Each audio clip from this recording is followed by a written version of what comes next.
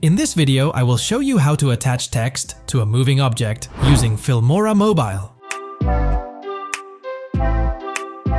To get started, open the Filmora app and create a new project. Import the video onto which you want to attach text. For this tutorial, I'll use a man walking on a beach. Now, click on Add Text at the bottom of the screen. You can create auto subtitles, stickers, and text, but for now, we will go with simple text. Type in the desired text and customize it by changing the font and color, adding borders, shadows, and other features. Once you're done, adjust the size and position of your text and stretch the text layer to your desired position.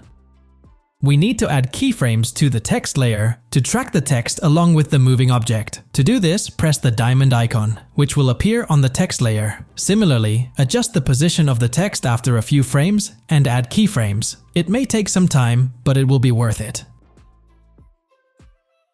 And there you have it. The final result looks perfect. That's all for this tutorial. Please let me know if you want more Filmora Mobile tutorials in the comment section. See you in the next one.